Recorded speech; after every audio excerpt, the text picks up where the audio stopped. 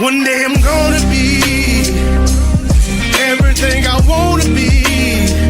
I don't let it get the most of me. One day I'm gonna be free. I wanna be everything I'm gonna be. My future right in front of me.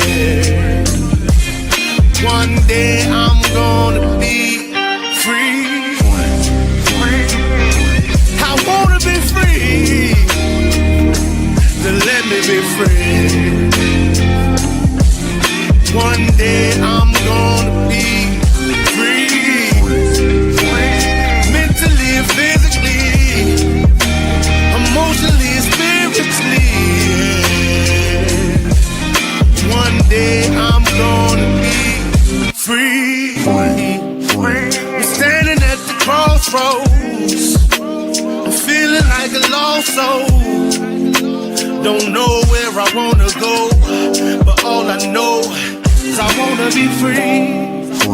They're telling me to let it be, but that just ain't in me, no. Jealousy and envy, but all I see is I wanna be free. See everything I wanna be, exactly what I'm gonna be. Don't let it get the most of me. Eventually, I'm gonna be free. See everything I wanna be, exactly what I'm gonna be. Yeah. One day I'm gonna be free. I'm gonna be free. Let me be free. One day I'm gonna be free. Mentally and physically, emotionally and spiritually. Yeah. One day I'm gonna be free. I told them take their aim off me. Stop trying to get a name off me. If they would just let me be, I'm gonna be free. I told them take some chains off me and throw away the locks and keys. If they would just let me be, eventually I'm gonna be free. Free.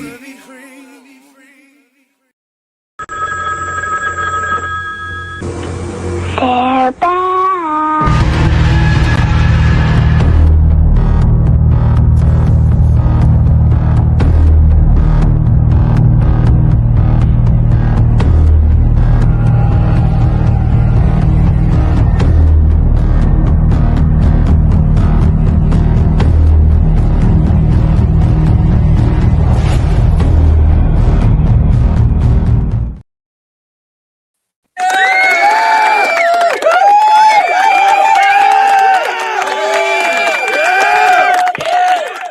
What up, though?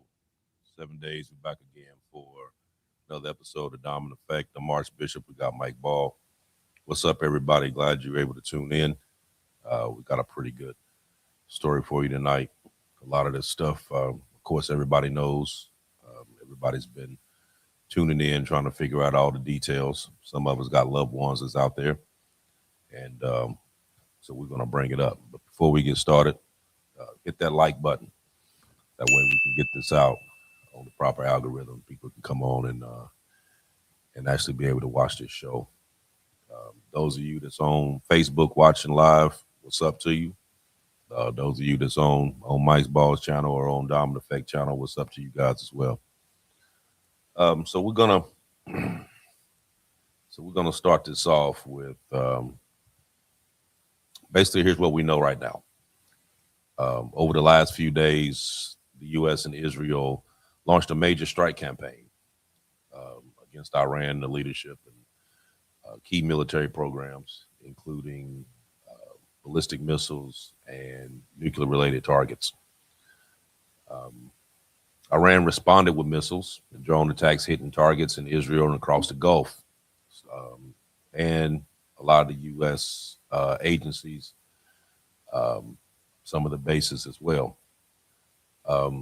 The U.S. agencies, however, are warning that retaliation could expand into cyber attacks, including disruption attacks and what was it, hack active activity, which we talked about that a lot over the past months. Some of these other shows we've talked about. And now the real question becomes, is this a short, contained campaign, or is it opening up a phase for something much bigger than this? So tonight we're going to walk through what happened, what's happening right now, why President Trump said that he did it, what's Israel's role in it, because it's always a role, and who could take charge inside Iran, and what retaliation could possibly look like if there is one. From missiles to cyber, critical infrastructure, we're going to try to go into it and try to cover a lot of the stuff that's going on right now. So with the strikes, we'll go with that first. So multiple outlets reporting that a U.S. joint Israeli strike campaign targeting Iran's leadership and nuclear infrastructure, also along with their ballistic capabilities. Reporting also indicates that the campaign included high-level leadership targeting, which reports say that their supreme leader was also unalived. But this is reported. Some news agents over in the Middle East saying that that's not true, but it's actually been clarified that yes, he was in that building when that strike took place. Right. So Iran launched missile and drone retaliation against Israel and a lot of the Gulf states, and targeted a lot of U.S. access, and was also part of trying to shut down the Strait of Hormuz. A lot of these monitoring groups has assessed this pattern as though Iran has launched have sometimes come smaller, sometimes even worse, but we're being the capabilities that they had and being able to try to tie off the strait was also causing a lot of problems as well. As we see when you go to the gas station right now, you notice everybody's gas has spiked up a little bit. Yep. And it's probably going to end up increasing. Yep. Anytime we have conflict like this, you usually are going to see that, especially in the Middle East. Oh yeah. Every time that there's a conflict, the gas is the first thing that goes up. That is the very first. That and then your stock markets. Right. So you have the DHS intelligence assessment warns that the Iranians and their proxies could try to pursue some type of retaliation, including low-level cyber attacks, targeting threats, especially in response to the leadership casualties, which they end up losing. I think it was 19 that they ended up losing, along with the supreme leader. Yeah, there's a lot of government officials, but yes, that is like the top-ranking people. Yes, right. A major private sector has also been flagged, elevating risks that could go with dealing with critical infrastructure here in the U.S., dealing with power grids and water treatment plants. I mean, it's a lot of old technology too that I'm sure can be penetrated through even online. Oh yeah, they've been. That's one of the things that has been hacked for the past few years that they've been trying to get into, and it's usually the top three that's trying to do the hacking, and it's usually either Russian, Chinese, or Iranian. That's been the top three that's been always trying to hack into a lot of these our critical infrastructures, right, that we got going on. So so I know, Mike, I know you did a story about this earlier. We was talking about some stuff that you had actually been looking at. So Right. just kind of filling me in on some of the stuff that you actually seen, and then we'll just keep Yeah. it flowing. So something interesting on their Navy side. So we have so far, as of this morning, have sunk over 20 of their Navy, vessels. And so originally, I heard the original number as 9 vessels that we took out, their naval forces. Well, that number was updated 24 hours later, and now we're at 20 plus now. One thing that is to notice is the length that Trump and the Pentagon is talking about how long this is going to last, anywhere from 4 to 5 weeks or whatever. I have a keen feeling. This is not something I know for fact. It's just a keen feeling that is speculation of how long I believe that the United States looks and says how long until they run out of their missiles, essentially, because that's really their real fight. They don't have a real air force like that. Their defense is their offense, kind of the same thing, I mean, they're the number one ballistic missiles program in the entire world, hypersonic, all of that.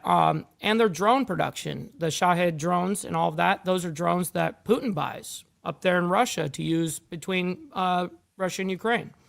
So there's a lot of interesting developments on this. I believe that the length that is predicted as of right now is just until they essentially run out of everything they've got. True. Well, that's what they say. That's what they say. I don't know that to be fact. I'm just saying. Yeah. So you remember back a while ago, we were talking about Iran. It's been a little while ago when we was talking about it, and we showed the video of where they had a lot of their bases were underground.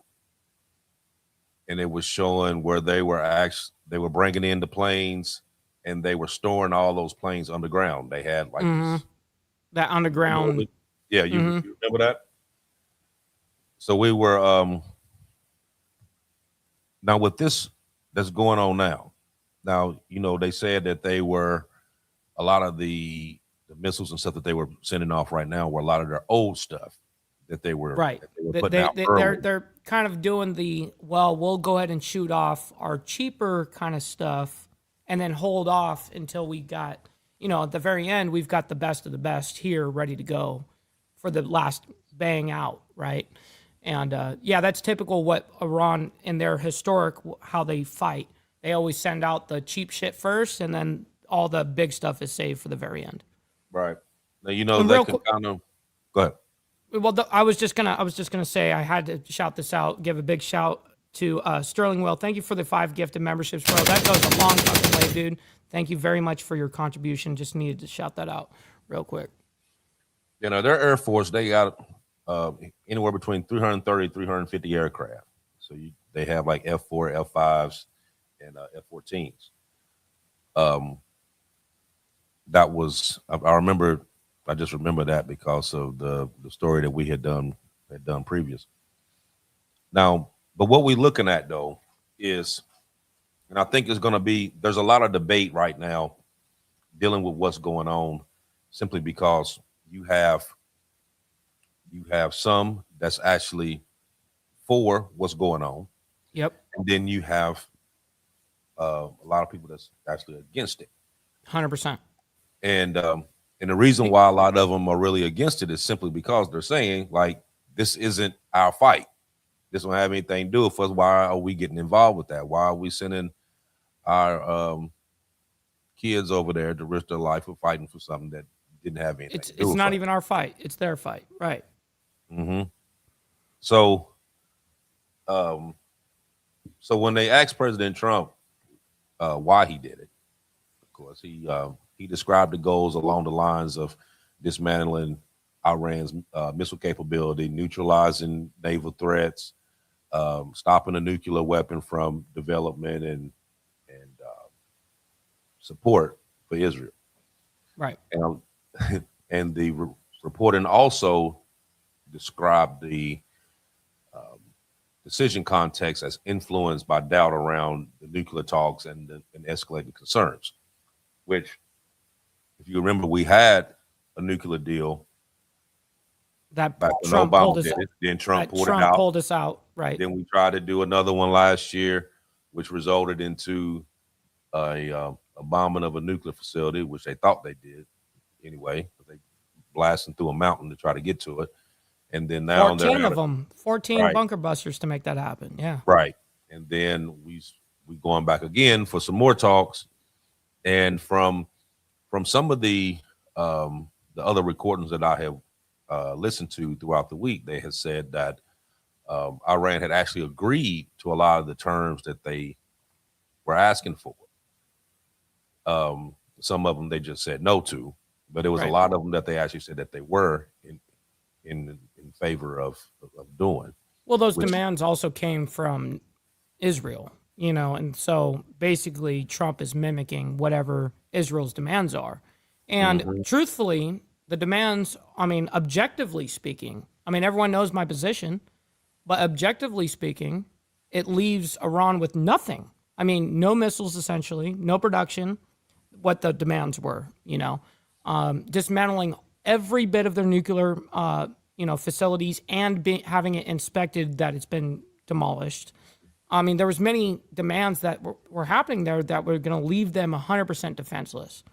And listen, that's not the way that Iran likes to play the game, And so this was a definite forced, essentially, war because they knew no side is going to agree to this, and this is what's going to come out of it.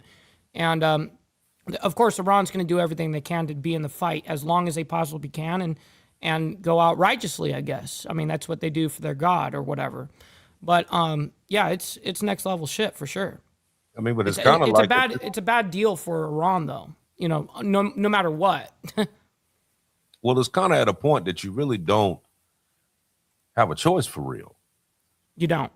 Because okay, so let's take this for example. It's just an example. So what you just said this was more Israel's thing of saying yes, it is their fight. And then the US basically backed it up like, okay, we're gonna back up this deal.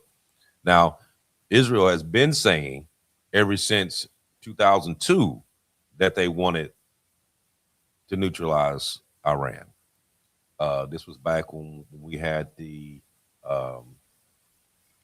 back when they had a actual talk with Netanyahu, but back then when they was asking who was an actual threat at that point in time, and he said Iran, and he's been talking about Iran for well over 24 years. And you know who else has too?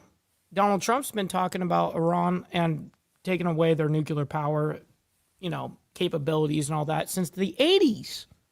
There's videos of Trump talking about how Iran is this, that, the other, that they need to be neutralized. That was back in the 80s, well, he kind of 82 or some shit.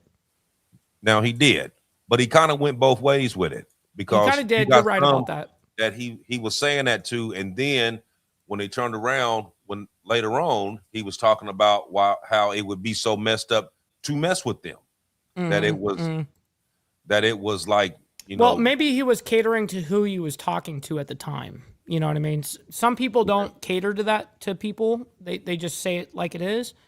Maybe at that time of his life, he wasn't doing that. Yeah, ain't that what politicians do though? Listen, I have learned they cater to whoever they talking to. Listen, I watch that shit all day fucking long, man. I watch it all day long in that whole political realm. Absolutely, on a local level. But even with that, okay, so what do you actually do? Okay, so you got bombed last year. You started bombing them again now. They wasn't the ones who shot first, which they haven't shot first. No, but Trump came out and said they didn't shoot first, we did, but I knew that they were about to shoot. That's what he was saying. Like they were about to shoot, and I had a gut feeling that they were gonna shoot. So now we went, So that's how that happened. Yeah. Yeah, I get that, but still that's bullshit. Like I got a feeling that you're gonna do something, so I'm gonna go ahead and do it anyway before you do it. Yeah. But when you go back and you look at the past 50 years, how many times have Iran made threats? Multiple times. And how many Iran times always makes threats? Right. And how many times have they actually shot first and did anything? None. Yeah, it's pretty I fucking mean, rare. it's a lot of talk. Basically, yeah, it's a lot of talk. Now, Well, do they like have to work off of proxies, actually. That's really how they really work. Iran right? works way better with like Hezbollah, the Houthis in Yemen. Having that axis of resistance, that was their influence. Not really the internal shit. It was kind of external. Right, right. So it was a whole lot of proxy. I Yeah. mean, so they furnished the weapons to a lot of these other ones, and they ran around and they did what they did, and then they sat back and watched, just like how we did with Ukraine. We didn't go in, but we sat back and we supplied stuff to them to let them keep the fight going, and then we had our hand.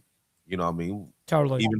Even though it has been put out there that there are actual U.S. service members flying those jets over there, that has came out, but that we're not supposed to be involved in. Like I said, another thing that we sticking something into that we shouldn't even be actually quote quote involved in. But here's my question to you: why do you feel that every time that, because it seems like what's been going on here lately is that every time that Israel says that they have an issue with something, then we automatically jumping in to be like the big brother to them, like, oh, we ain't gonna let nobody touch you, so we're gonna jump in and help you. Yep. When you have all the other NATO countries is basically backing out, like, no, we ain't trying to get involved in this, but we always get involved in it. Why do you think We that always is? do. The power and influence money that comes out of Tel Aviv in particular is essentially what is being catered to. you know. Also, not only that, but think of it from like an organizational standpoint. Your big brother, or whatever the case is, or brother organization, whatever you're sticking to that and that only. And to an extent, I can kind of respect it, but at the same token, you have to objectively be able to see, like, okay, this is some fucked up shit, and stop doing it or stop participating or whatever the case is. Now, as everyone knows here, I'm America only ideology in the aspect of anything that happens to outside of the United States and inside needs to directly benefit American citizens, not politicians, citizens first. That's the way. Now, I look at this war and I go, well, how is this actually benefiting the citizen, right? That's what I look at is like, okay, well, how are we actually benefiting from this? Because let's just say, I mean, truth be told, Iran's not actually a threat to us here halfway across the world. They can't even reach us. Like I said earlier, there's only 5 different countries in the world that can even hit everywhere on the planet. So, and they're not one of them. Even Israel's not one of them.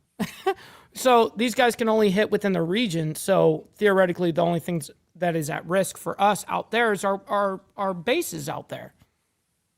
That's essentially really it. Right. Now, so a lot of the talk now that you hear, when you're talking about Israel, and they're saying that, you can, why come every time that they say something that we're the first ones to jump up and do it? Right. And why is, basically like they say jumping, we jumping. But there has been several instances that went on throughout history that that they came to us wanting us to do something, and we basically told them no, we ain't get involved in it. For example, you have like the like in '56 when you had the Suez Crisis. Yep. That's back with Dwight Eisenhower. He said no, we ain't getting involved in that. In '82, dealing with Lebanon, they backed out of it. You had the in '91, you had the loan guarantee dispute. You had the back in from '09 to '16, when Obama was in, they had the whole settlement expansion thing in Gaza. Nope, we ain't getting involved in that. 23, 24, you had the weapons shipments pauses. They were like, no, we ain't getting involved in that. So there's a few more that that they did. But it's like now it's more of a like an automatic. So like anything that Israel does, they know that the U.S. is going to follow. It's kind of like you, No matter what, right? right? So you remember back when remember back in the day when they had like the old Tom and Jerry cartoons. You ever watch Tom and Jerry? Big time. I love watching Boomerang, by the way. So you had the big bulldog Butch, yep.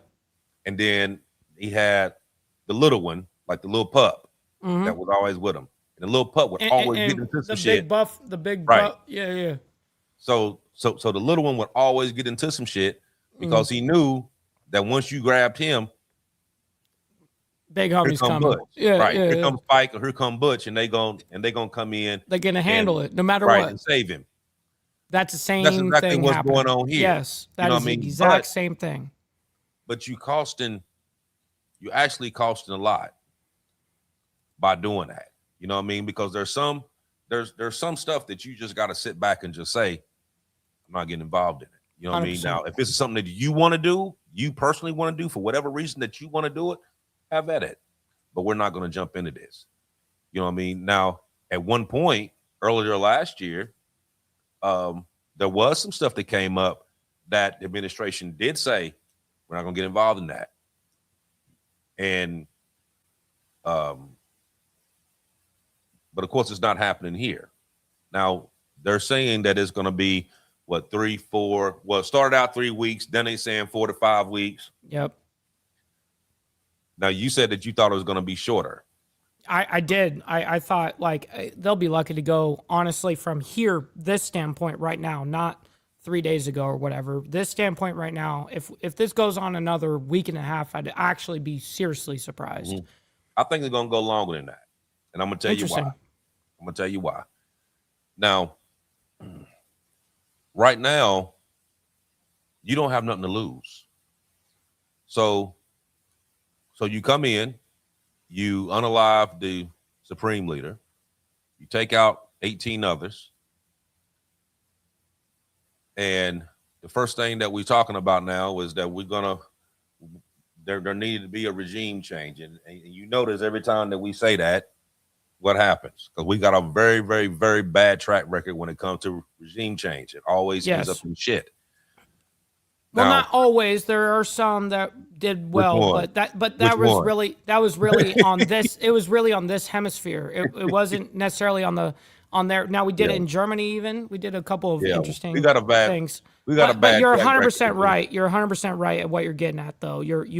The regime change process is something I really don't agree with. It needs to happen within their own people, and I think that Trump was kind of trying to allow that to happen before he really got himself involved. And then now here's also another thing that I wanted to just make clear. I don't think that Trump is blindlessly following Israel's demands on this war. I think that Trump has a bone to pick with Iran since the 80s. It's evident.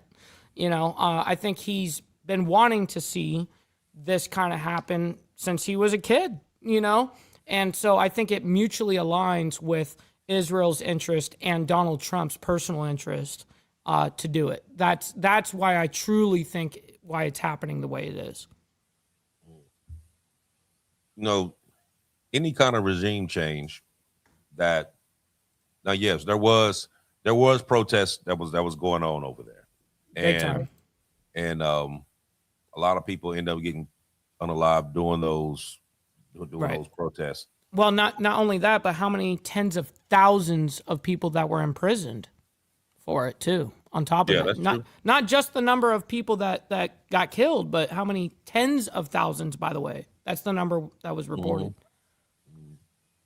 Yeah, but the point I was making with that was that even with that in mind, and they have protests, whatever, right? Still not our business. It's not. You're right. I mean, that's no different than we having protests here. We have ICE protests. We didn't have protests against Trump. We didn't have protests against a bunch of different stuff that went on here in the past year. Now, if somebody came over here and was like, okay, well, y'all go ahead and protest, and then we're gonna come in and help you if they do. Come on, man, that don't happen. You know what I mean? And you have to think the same way that we jumping in to places that we should not be jumping in, killing leaders and basically tell them that we're going to do a regime change ain't no different than them coming over here doing the same No, thing. you're 100% right. I just know that Trump was banking on those big I mean, because they try to not say how big it really was. It was humongous protests that was happening all over Iran. It really was. And he was banking that the people would really do a real revolution. And that didn't happen. They kind of controlled the situation, right? And so because of that, it was like, okay, now it's time for us to do this kind of thing because their own people's not going to do it now. But that's why he gave that buffer zone and why we set up for so long and waited shit out. And because he was like, well, I want to see how these guys handle this shit. And they didn't get done what Trump wanted done. So exactly. That's what I'm saying. Thank you. You just I know proved that. what you just proved what I was getting ready to say because he didn't want that. But like I said, it's not your business. It's not. You know what I mean? And it seems like throughout the years, not just this, but throughout the years, it's kind of been set up the same way. A lot of these regime changes and all that stuff, it all centers around someone who does not like what's going on over here. So anyone that tries to give you, that gives them shit that they don't like, they getting their ass up out of there and they putting somebody else in there that's going to agree to do what they want them to do. I mean, the only one that really hasn't happened to, that they were not able to put hands on right now is North Korea. Because true that's the only one that you ain't been able to put hands on, and you probably would have if they didn't have nukes. Yeah, Kim Jong-un is calling, hey, we cool, right? We're cool, right? Right. I mean, so he bounced out like he don't give a damn. Yeah, like, that's right. Come on. But it was only after they got those news because he was hiding for a while, and then once they got that to where they started doing the little mock launches and all that stuff, and you seen that they was over there testing, then they started backing up from it. The landscape completely changes when everyone knows that you've got a nuke. Right. I mean, it just changes the entire landscape, not just for the region, but for the world. You know what I mean? So it is a big deal. Even though they can't, most of the nuclear countries that are even there can't even reach the rest of the world. So it's dependent on their big fucking rockets as well and stuff like that. So it all coincides with their actual hardware, what they got. But yes, it changes the dynamic of fighting big time when you've got a nuke. Right. Like I said, it ain't no fun when fun when the cat got the gun. It's like, hey, listen, I love when I'm in a gun, I'm in a gunfight and this guy shows up with a knife. Perfect. You know what I mean? Perfect. That's great. That's exactly the situation that, on a big landscape of nukes. I don't think this is going to be as easy as they think it's going to be. And the reason for me saying this is like, this isn't Venezuela where you go in and you pop a couple guns and you shoot a little something and then you be, everybody decided that, okay, we're not going to do anything. We're just going to let it go status quo. You got 90 million Israelis over there. I mean, Iranians. Iranians. Yep. They ain't about to take that shit. No, it's going to go way longer than that. And you're not going to put boots on the ground. You're not going to do it because if you do, that's a death wish. Because if you look at the area that you deal with. Remember that's not off the table either. It's not off the table, but just suicide if you did. I agree with that. Because of the area that you're dealing with. It's just like going to Vietnam in their environment. There you go. I mean? The exact same thing. You're dealing with a mountainous area. You're dealing with roads that's usually, like one road that's stretching out through there. Totally. It's like you definitely setting yourself up for failure. So you would have to do everything that you're going to do with, air and naval defense because you don't want to put nobody on that ground because that's basically a suicide mission, just like I said, just like Vietnam. And you putting somebody in an area that they don't know nothing about, but I know everything about it. You know what I mean? You're gonna be automatically on the defense the whole time. I mean, that's just crazy to do. But I do think that it's going to go longer than what they're expecting. Now, do I think that Pete Hegseth would try to pull away to put boots on the ground? Sure, I do. I think he probably try to do it. Yeah, But I well, don't think it's they all said it's not off the table. yeah, So right. I just don't think it's going to be. I don't think it's going to be favorable. no, There's going to be a lot of casualties there. I would be like, listen, that's the last thing you guys want to do. You know what I mean? Like keep the air superiority or whatever. Keep all of that, and that's what they got. They've got really 100% of the air at this point. And then too, how you going to get them there? Because in what regard? No, I'm talking about the actual troops. If you put boots on the ground, how you gonna get them there? Because they're gonna have to come. They're gonna have to come from one of the neighboring countries even to get there. You know what I mean? So it's not like you just gonna pull up. Everybody just gonna jump out like V-Day and just jump out and just storm the beach in Normandy. You know what I mean? You're not gonna get that. You know what I mean? And you're not gonna sit there with a and just jump off a shitload of paratroopers and think they're gonna. You know what I mean? You ain't gonna do that either. Mm-hmm. So there's a lot of tactical issues for putting boots on the ground like that. Big time. You know what I mean, and being the fact that we done actually downsized quite a bit from the active duty roster. Hell, you're only looking at what, like 450 to 500,000 active duty right now. You know what's crazy though? Downsized. The honest truth, though, is what we have there staged up right now in the Middle East, including on the Gulf side, and then of course up in the European side on the kind of the west bit, northwest.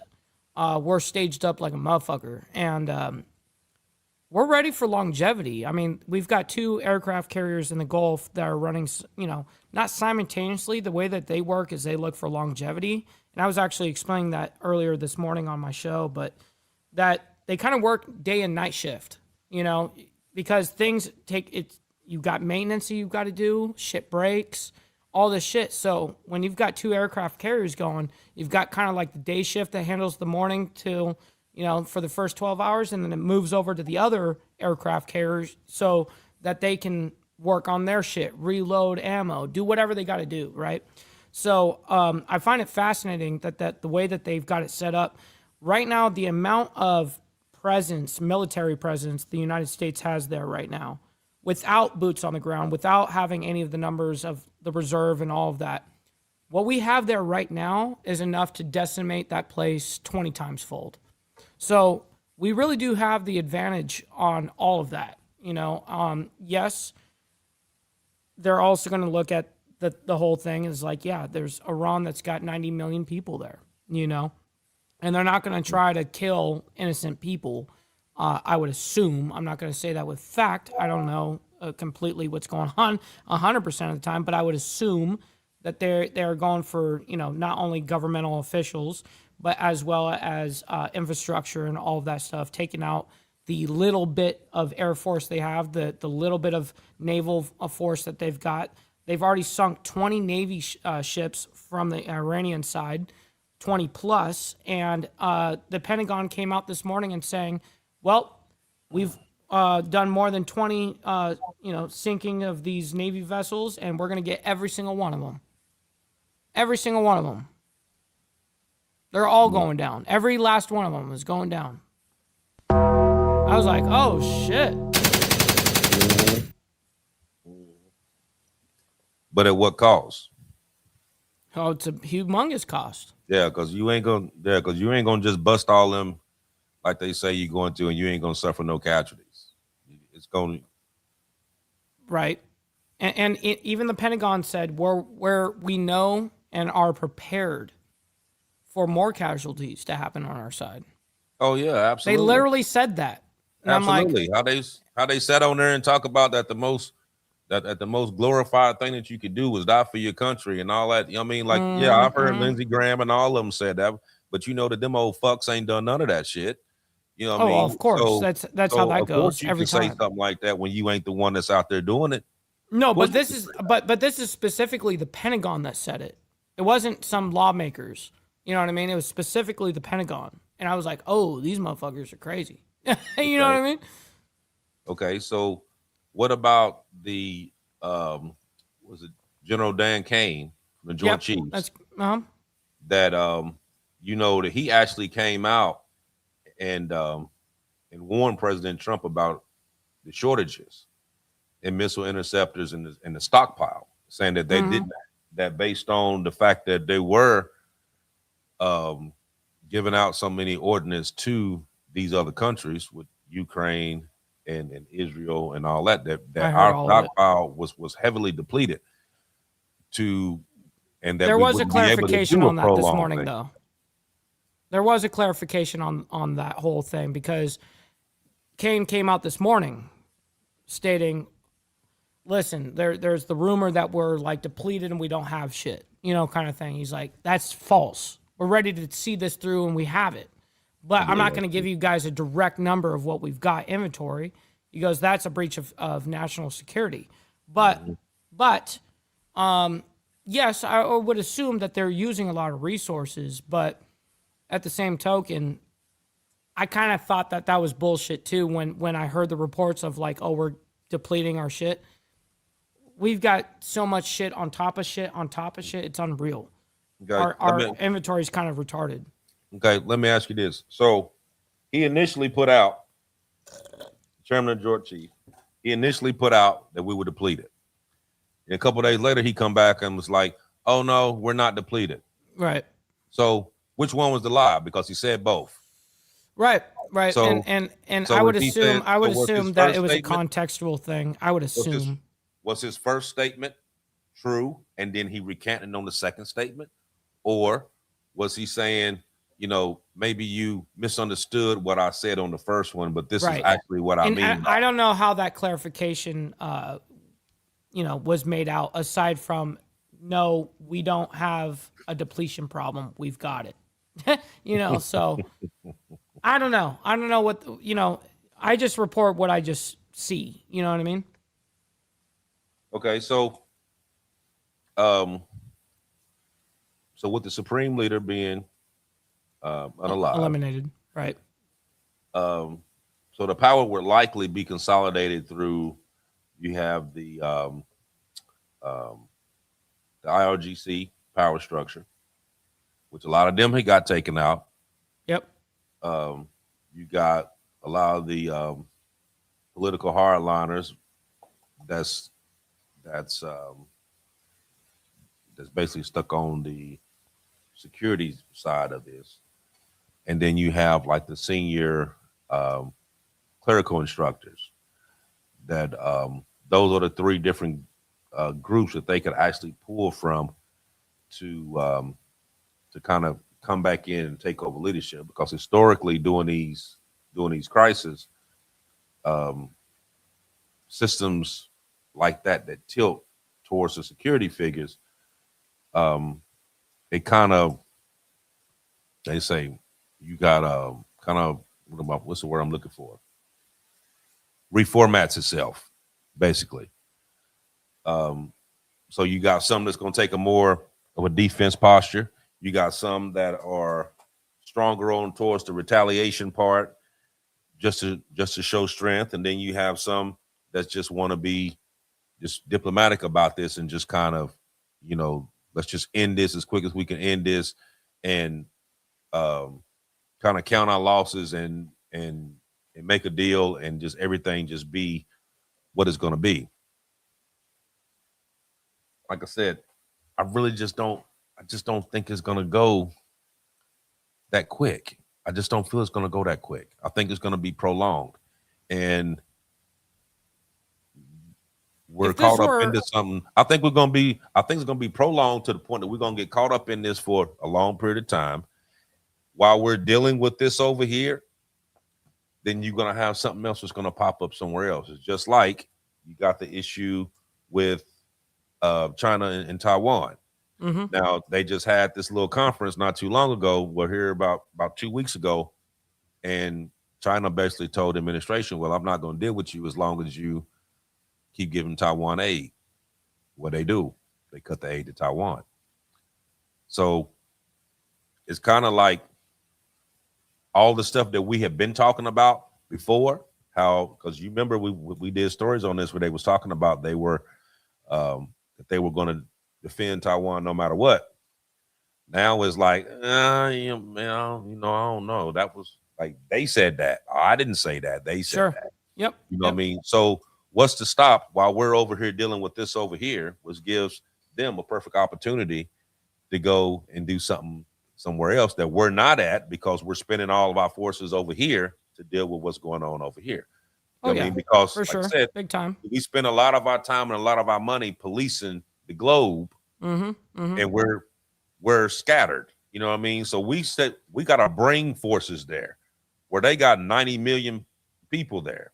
We got to bring stuff there to do something. You know what I mean? And I think that it's going to be a big difference. And I also think that being the fact that, we're over there, we're bombing with missile strikes, drones, whatever we doing over there, we're going to catch something over here. It's not going to be no missile, though. Ain't going to be no missile. No, They're going to it do definitely something over isn't. here.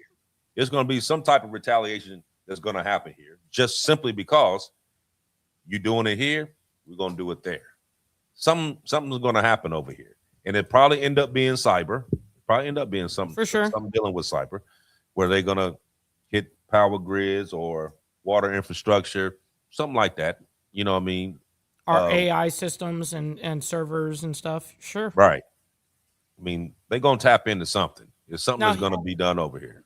Now, this is the way I look at it: is the war itself. This whole thing that we're going through right now, I still believe is going to be cut short from even the time frame that they believe. And the reason why I have that stance is because of their Air Force. They have kind of none. They have a few jets and shit, but they don't have a real Air Force. When the United States knows this, and so they're picking on, a situation, a country that knows that they've got complete superiority over them. We have them on lock. The only thing that they've got is their rockets and their missiles, their hypersonic missile program, their ballistic missile program.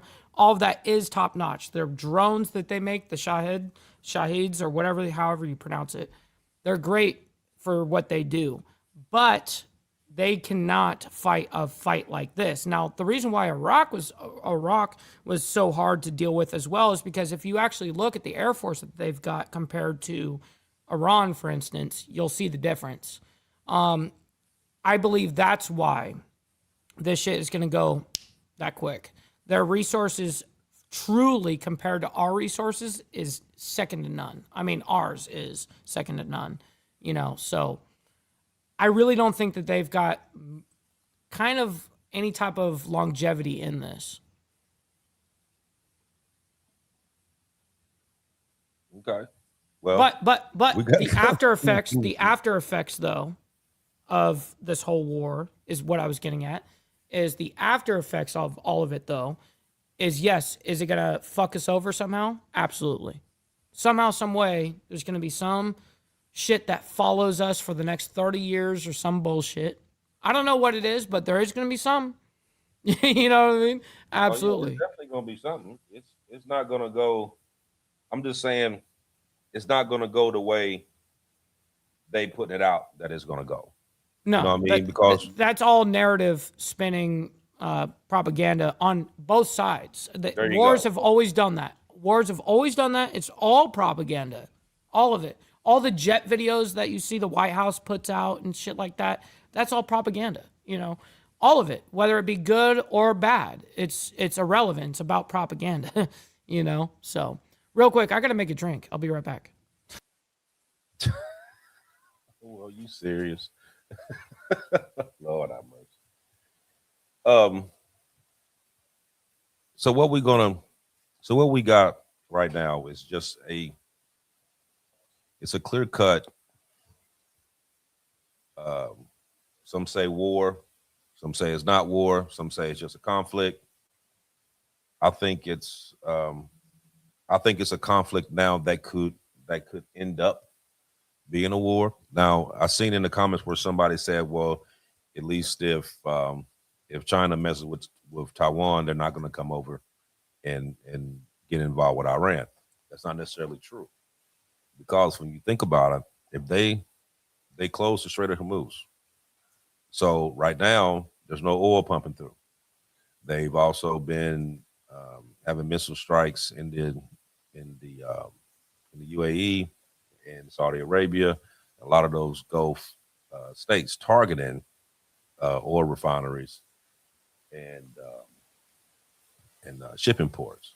So if you completely shut that down and nobody's able to bring or get oil back and forth through there, of course you're going to strike China's attention. You're going to strike Russia's attention, and they're going to be involved with what's going on. Now, you also have to remember that they also have an alliance with Iran. That if anything happened to them, that they were supposed to join in. Now, they haven't joined into anything right now. They've actually been on television talking about wanting to stop what's going on and be able to show some type of diplomacy on it, and not let it result to the point that they would have to jump in. But like I said, if that oil stops flowing, you better believe Russia and China are gonna get involved in that. What do you think about that, Mike? Well, I find the oil trade very, very interesting, including that, well, because I was also involved in oil. I find what's interesting in oil, for instance, not just what's happening with Iran and all of that stuff, or in the Middle East, but for instance, what happened in Venezuela in regards to that oil that essentially is BRICS nations' oil, theoretically, and I find that whole thing fascinating because even Russia was like, we have to accept our loss on that, and they did. They did, which is surprising. So did China and all of them. So they'll find another way to be able to get us later on some bullshit, but they had to take kind of an L in that situation at the moment. Mm-hmm. I just But seen oil is fascinating though. yeah, and they're gonna fight for it. I mean, that's It's anything dealing over in the Middle East anyway has always been about oil. Now there's been other things that was brought up to be able to use that gave them a reason to go over there to do that. But the end result was oil. That's what they wanted.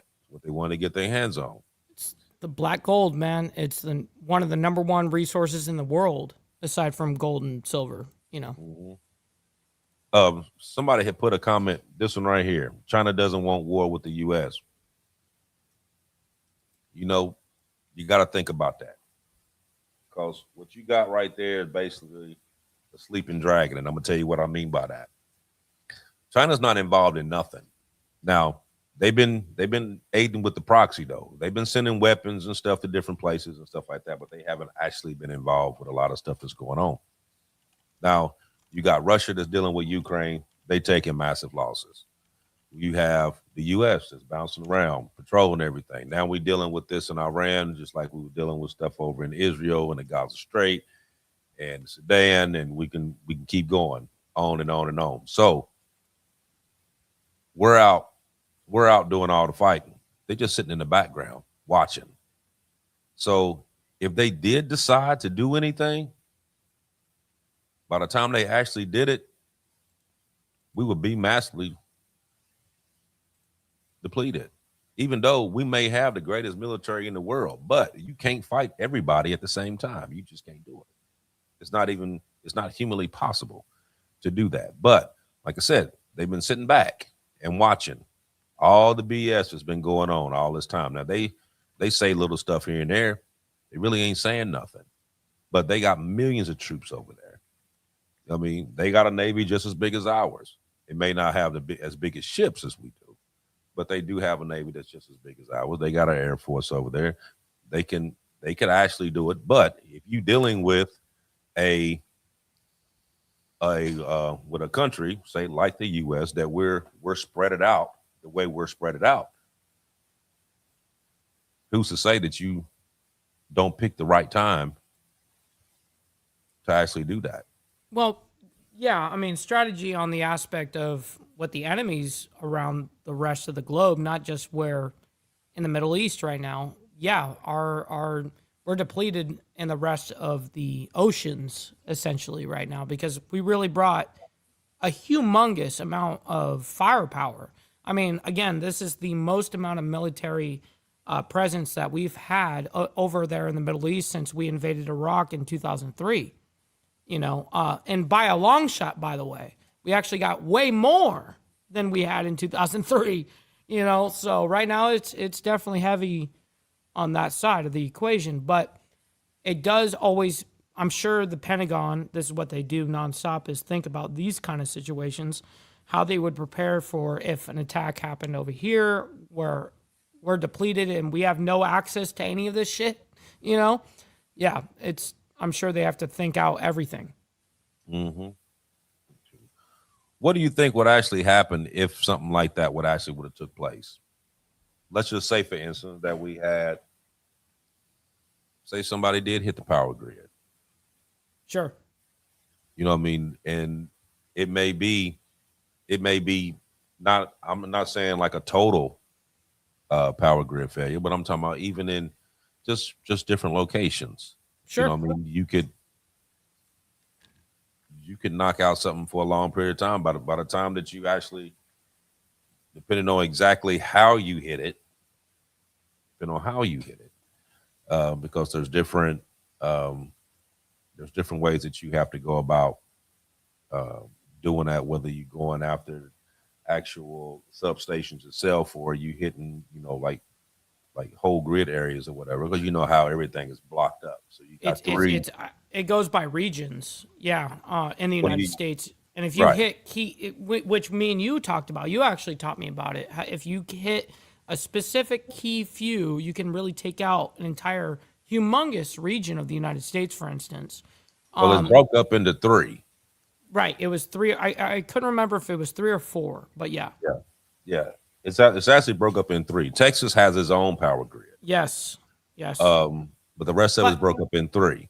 But what's interesting about the power grid and why it's probably so hackable as well, I mean, look at the technology. I mean, late 60s, early 70s is a lot of the power grid structure. It's off of the technology from the 60s and 70s. Right. So a lot of it has not been really updated. A lot of it's been kind of like patched as shit goes wrong. They just patch that problem. They really haven't really done like an overhaul and like, hey, let's redo all of our grid here and be more efficient and all this, less being able to have outside entities being able to hack it or whatever. True. Now, you are right. A lot of the infrastructure on the power grid has been around since the 60s, 70s. Now they have been upgrading as they've been going through, but it's not completely upgraded. But the base model, the skeleton, is still 60s, right. 70s. Right. They just added to. Right. Now, here's the part that they get you though. So they'd be like, okay, so how could they possibly go in and get into this power grid? Now we have cyber people that work for these power stations and all this other stuff that does the exact same thing that keeps people out of it. But where are these components coming from? Who making them? China.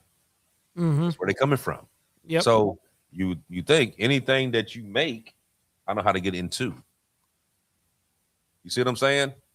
So what's really stopping anybody from being able to do it? It's like, hell, if I made it, I know how to get into it. I know how to. Yeah, especially if they're writing the software or whatever Exactly. to run it, they're the ones that have access to it, of course. Exactly. Especially Exactly. if you made the program or whatever the case is.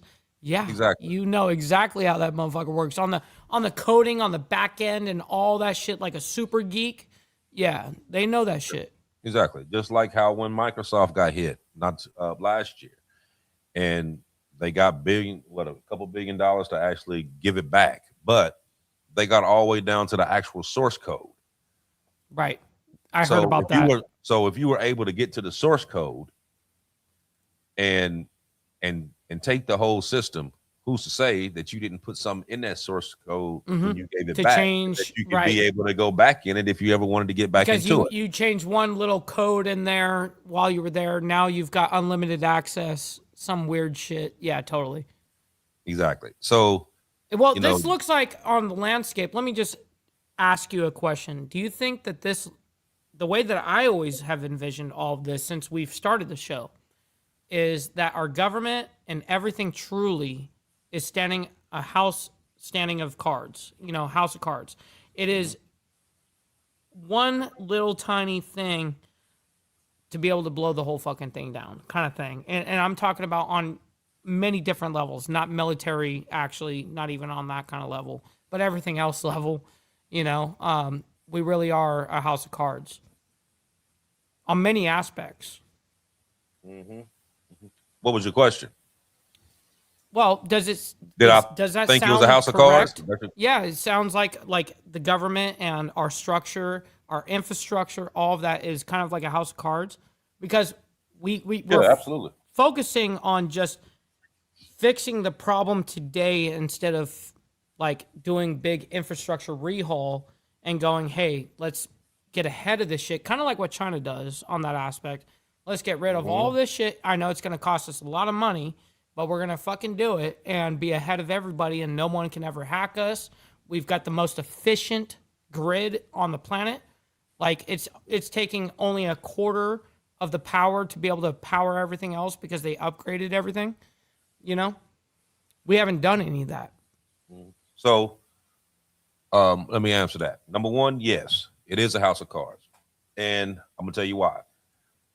First thing is that dealing with let's just talk about the power grid. And the reason why I can talk about that is because I used to work for the power company for years. Now, I didn't know that, AB. That's cool. yeah, I was a supervisor for a power company for years. Damn. All right. Shit. Kind of like the jack of all trades, man. I done did a You lot of have stuff. done some Yeah, I pretty done done a awesome lot of trades too. Yeah, I done a lot of stuff.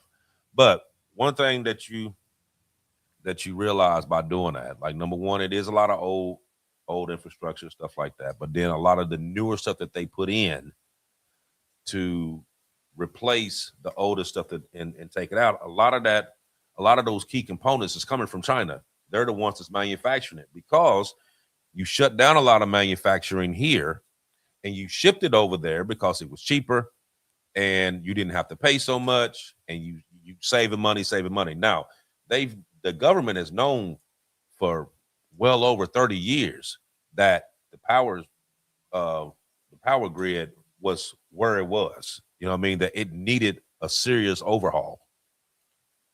But they didn't drop the money into it. They put money into everything else. You know what I mean? It was like, oh, we ain't worried about that. You know what I mean? We can deal with that later. And then each individual power company were trying to strengthen their grid, their part of the grid, based on the profits that they were picking up every year. So they had companies like the company that I work for. We would go and we went through and like actually inspected every pole, every line, every transformer, every regular. Hell I mean, nah. we did everything. Put it all in GPS where you can pull it up and you see where everything is. Anything need to be replaced, fixed, whatever, we would replace it. And then as new components came in, we would go and switch it out. That sounds pretty efficient. Yeah. So, but that was based on, that wasn't government funded. Right. That was It was coming from China. that was coming from, no, I'm saying like each individual power company himself. Oh, they were based on what they were doing. So like, I understand. It's kind of like the internet companies, how they monopolize shit. Well, you think about how they do it. So let's just take Florida, for instance. So you have Florida Power and Light. Then you have Tico on this side. You got Duke Power over here, and then you have other individual power stations within there that has like their own co-op. Sure. So they produce their own electricity. So say like the town, like the city that I live in, they have their own co-op. That city produces its own electricity that's not affiliated with Florida Power and Light and Tico on this end, right? So each of them have to maintain their part of the power structure, right? So you got this company here, they're working on trying to work on their end. You got this company here, they're working on their end. The problem is that the components and a lot of the material that you're using is coming from China. A lot of the electronic components is coming from China. So that's what all the coding and all that stuff is all about. So can you actually go in there and hit that power grid? Absolutely. And now if you hit that power grid and you hit water treatment in the power grid, you're gonna have major problems. So Well, water treatment for sure on a level of, I mean, shit. If you hit the water treatment level, I mean, you can spread disease across a nation. absolutely. Sanitary is a humongous thing that people here in the United States take for granted. I mean, I'm not saying a lot, but there are many countries out there that don't even have sewer or waste management or water management, none of that. Even if you took out, say you just hit the grid. If you hit the grid, you're going to automatically hit the water treatment because it all runs on power. Now the water treatment plants have like the generators and all that stuff, but they only run for so long, and then they shot. You know what I mean? Yeah.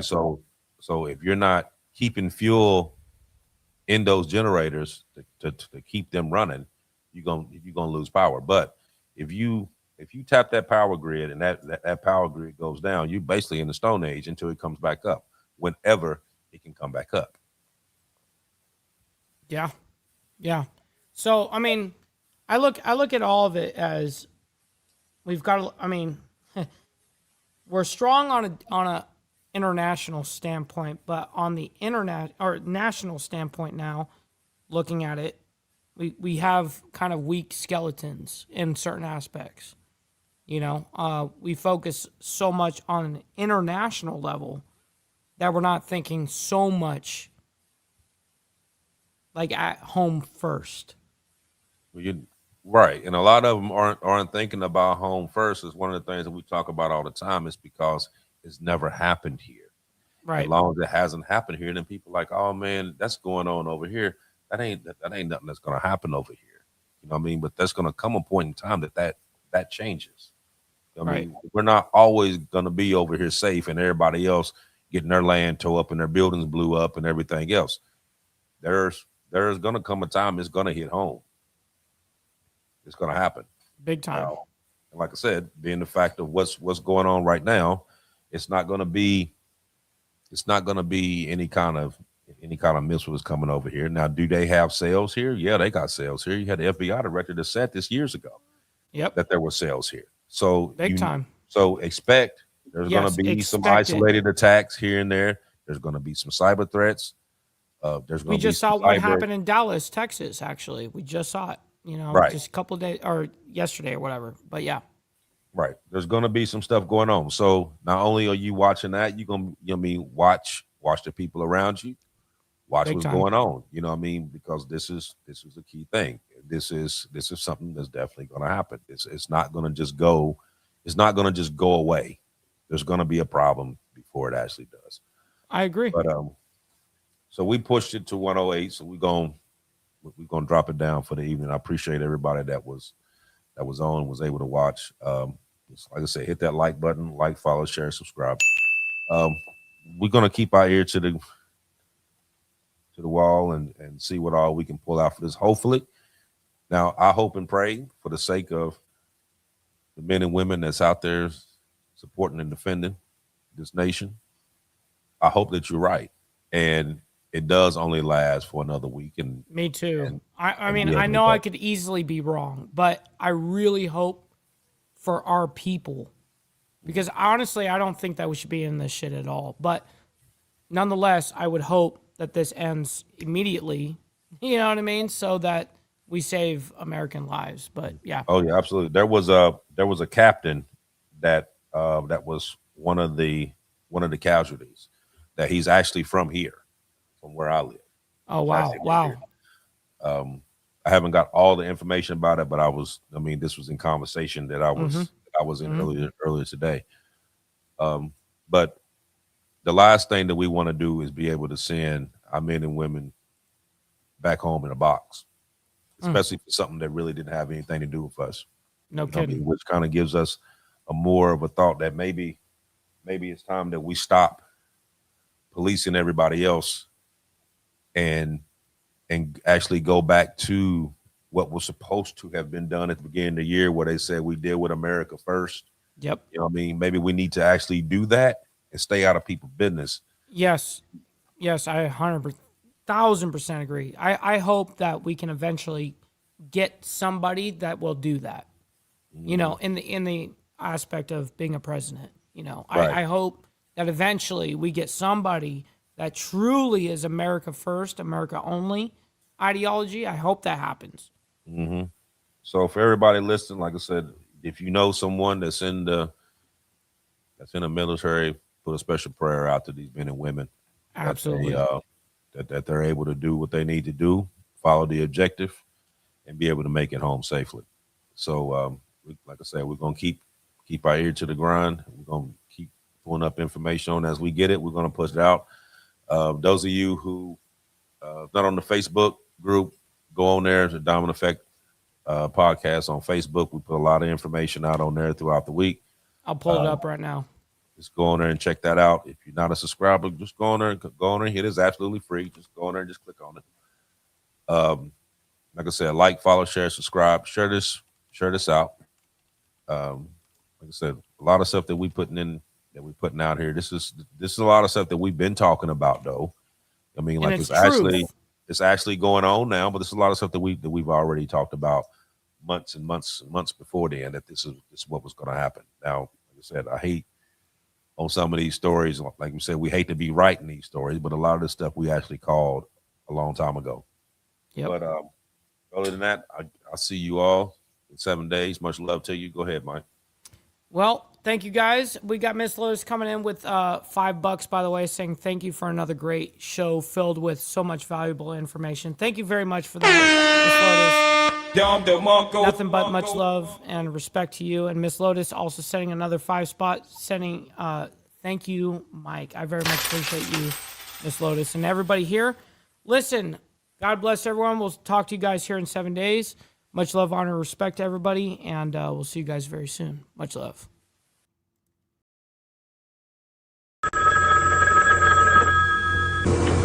They're back.